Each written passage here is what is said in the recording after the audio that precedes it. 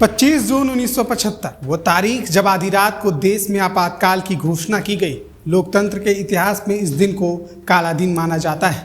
यही वो दिन था जब तत्कालीन राष्ट्रपति फखरुद्दीन अली अहमद ने संविधान के अनुच्छेद 352 के तहत इंदिरा गांधी की सरकार की सिफारिश पर आपातकाल की घोषणा कर दी। नमस्कार, मैं कुमार अमरिंद, आप देख रहे हैं बिहार 24 न्यूज। आज हम बात कर रहे हैं देश के वो काले दिन की आपातकाल के बारे में। देश में आपातकाल लग चुका है। इसका ऐलान खुद प्रधानमंत्री इंदिरा गांधी ने रेडियो पर आकर किया। अगली सुबह यानी 26 जून को इंदिरा गांधी ने सुबह सुबह रेडियो पर देशवासियों को आपातकाल के बारे में जानकारी दी। भारत के इतिहास में ये काफ़ी विवादास्पद विषय रहा है।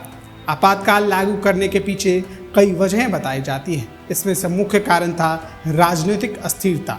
इस राजनीतिक अस्थिरता की शुरुआत उस वक्त हुई जब इलाहाबाद हाईकोर्ट ने 12 जून 1975 को इंदिरा गांधी को चुनावी धांधली का दोषी पाया और उन्हें 6 साल के लिए किसी भी चुने हुए पद पर आसीन होने से वंचित कर दिया।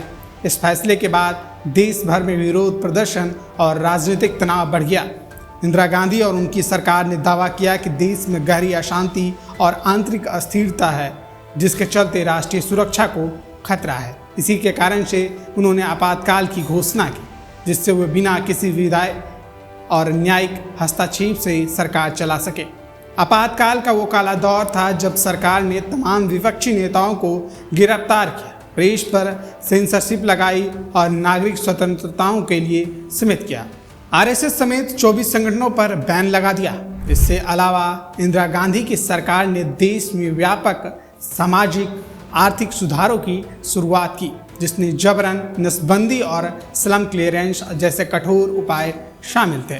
कई इतिहासकारों का मानना है कि आपातकाल का उपयोग इंदिरा गांधी अपनी सत्ता को मजबूत करने और विरोधी के आवाज़ों को दबाने के लिए किया है। यह घटना भारतीय लोकतंत्र पर एक गहरा आघात थी और इसने देश के राजनीतिक इतिहास में एक गहरी छाप छोड़ी।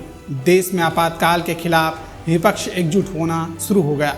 विपक्ष के कई बड़े नेता जेल में थे। वहीं कुछ नेताओं ने बाहर इंदिरा सरकार के खिलाफ रणनीति बनाना शुरू कर दी।